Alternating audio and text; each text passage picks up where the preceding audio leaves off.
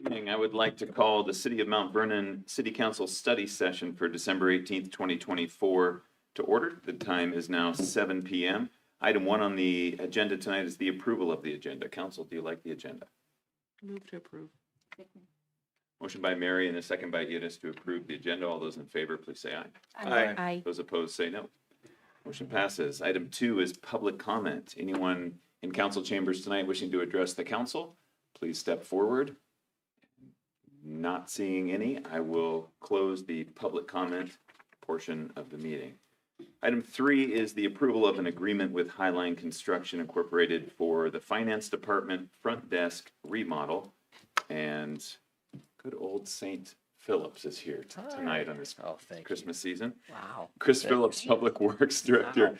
Have you been called Saint before? Promotion. I do not think. I believe if there's anybody out there, it's probably a sacrilegious thing. I'll hear something about it. All right. But yes, I'm but sure I'll get an nonetheless, email. it's very good. It's very good to be here. And again, I will be as jovial as I possibly can about this bid.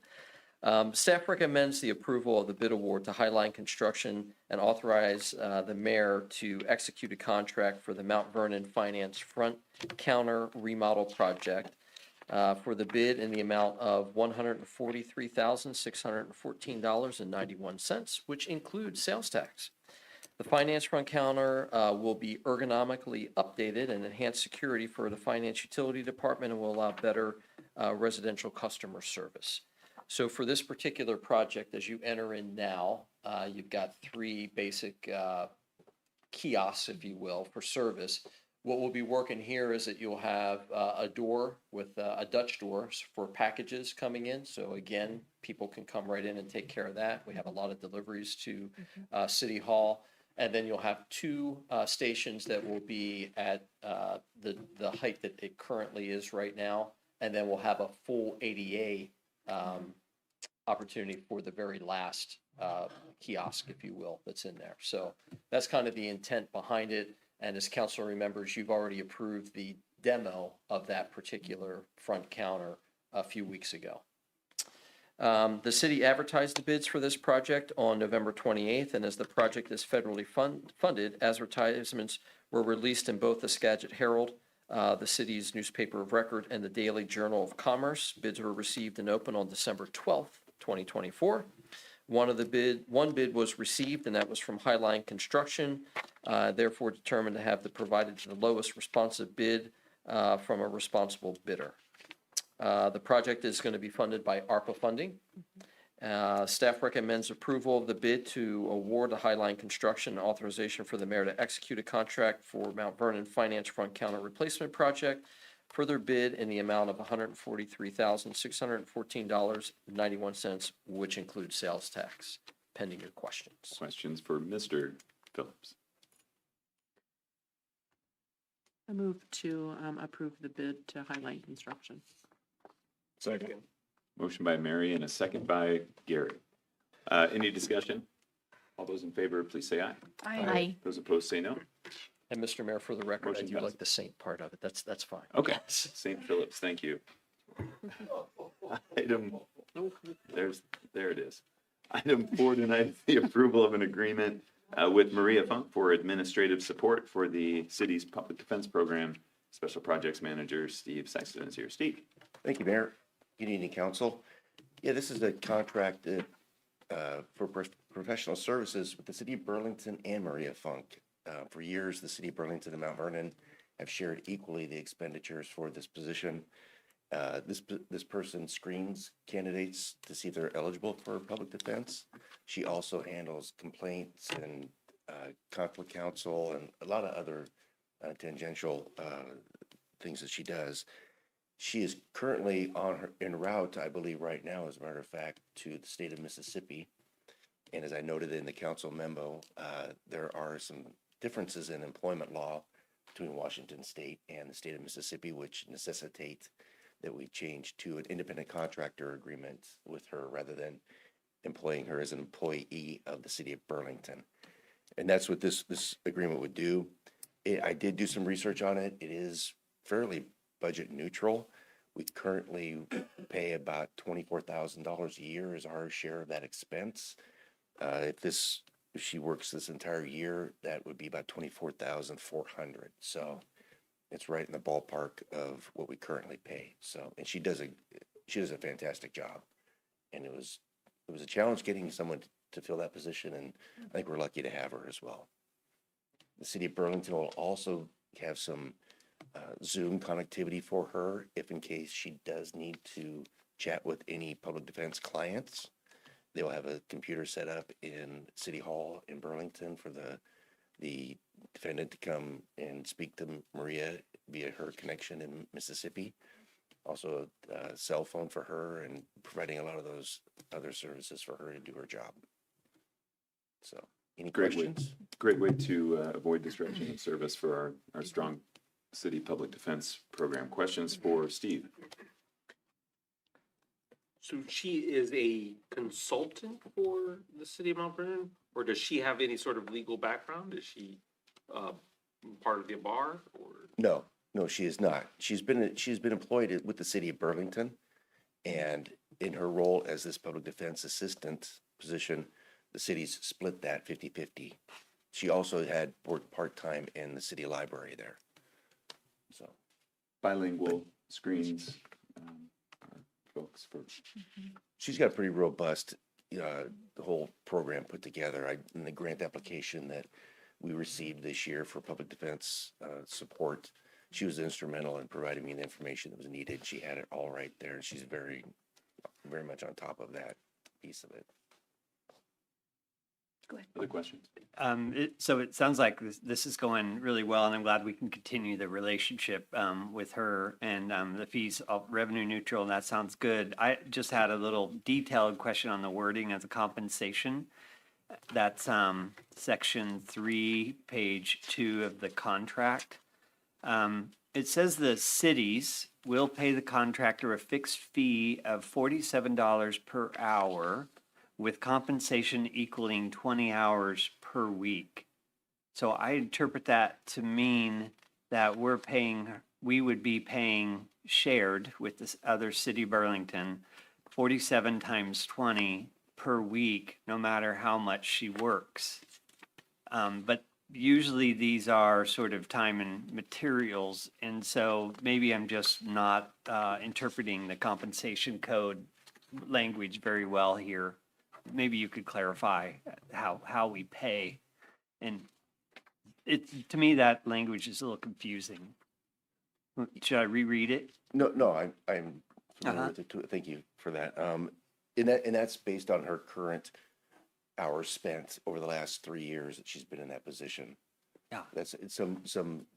Sometimes it can be a little higher than that, sometimes a little less, and that's kind of what the average was.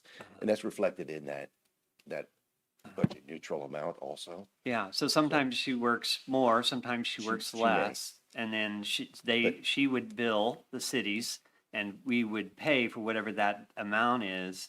But that's not the language I read in this clause.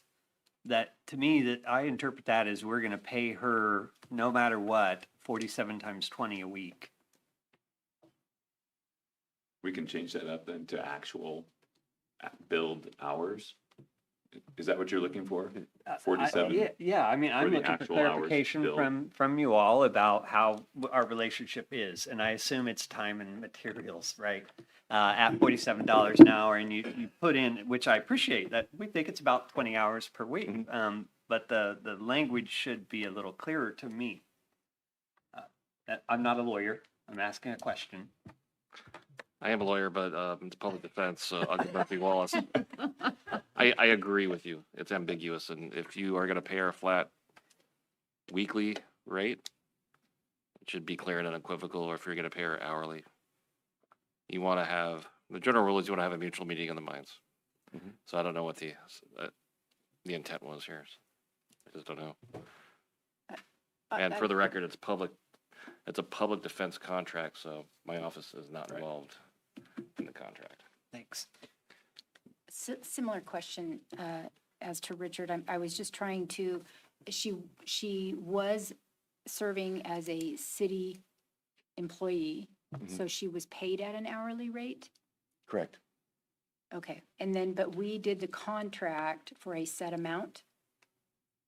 didn't we do a contract for this, or was the contract that we were gonna do it and then, so she's going to be submitting an invoice to us, I would imagine, to get paid?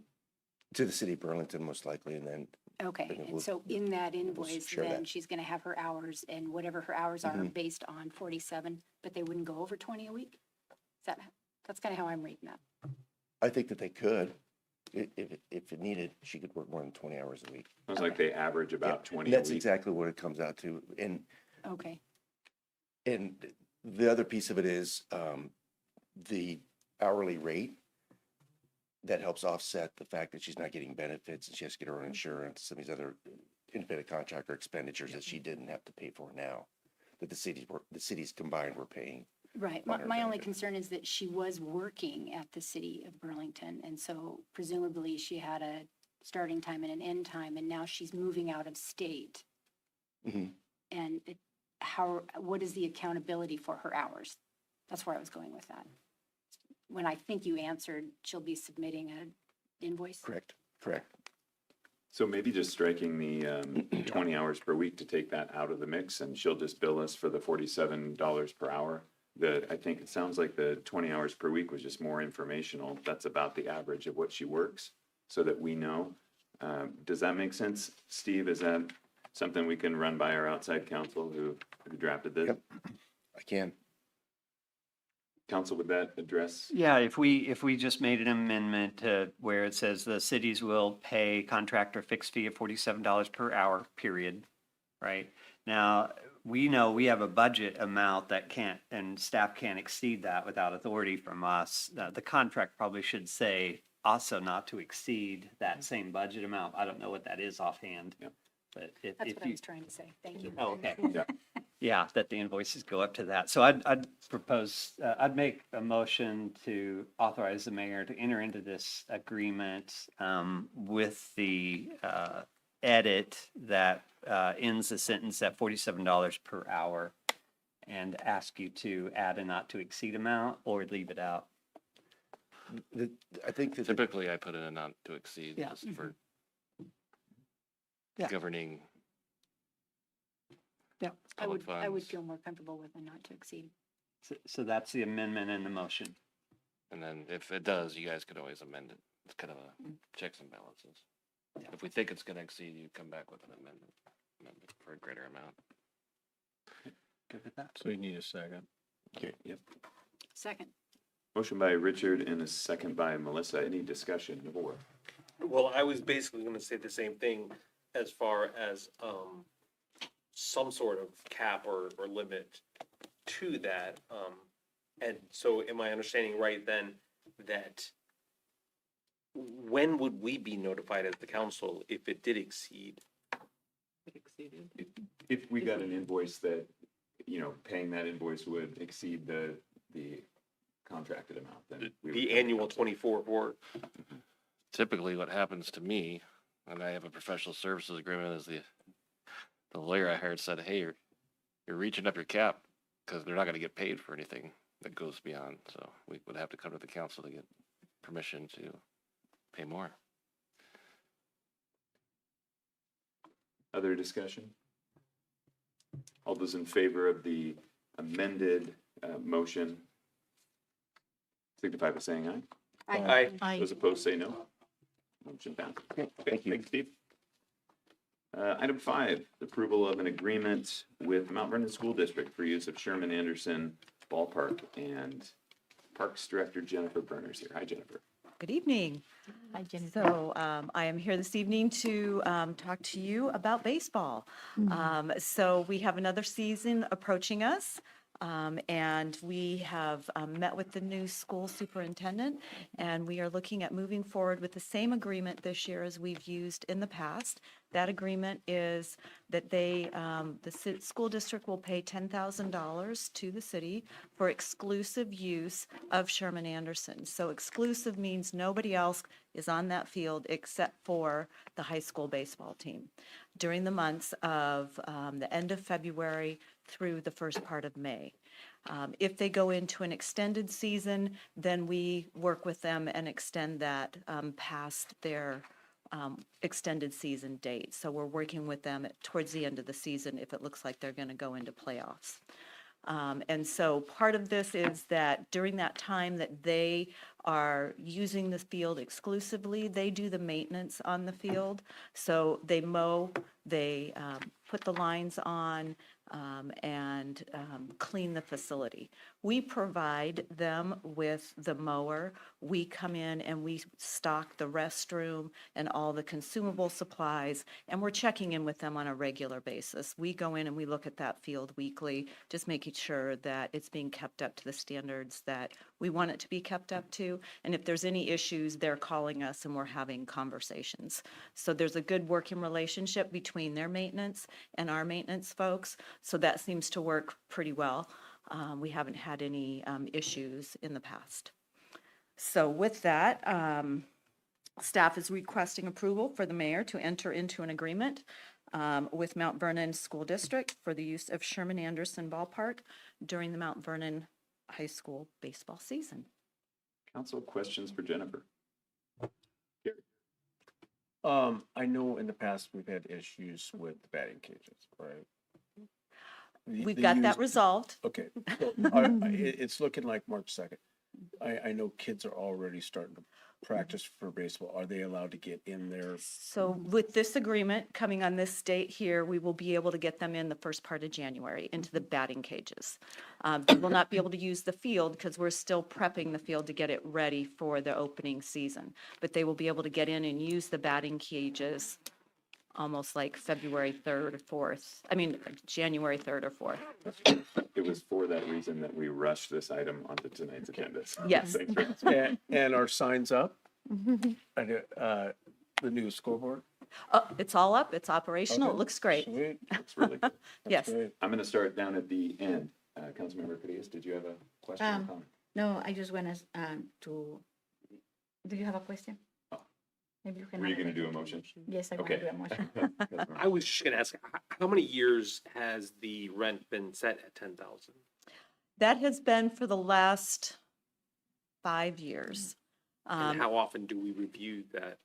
We review it annually, and something that the mayor and I are looking into and having conversations with the new superintendent is looking forward into 2026, 2027. We used to have an interlocal agreement where there was reciprocal use going back and forth and there wasn't payment. And then that reciprocal use got lopsided and we were not using the school city facilities as much as they were using city facilities. So then it went to a pay for use. That's where we've been at for the last 5 years. And so we're willing to sit down and have some conversations to see if we entertain doing something different going forward. We don't have, exactly what that'll look like. That'll be something we'll be exploring through 2025. Jennifer provided me with a really nice one-page background on that reciprocal agreement and how it has evolved over the years that I'll forward to you. You can take a look at it. It's kind of interesting for context.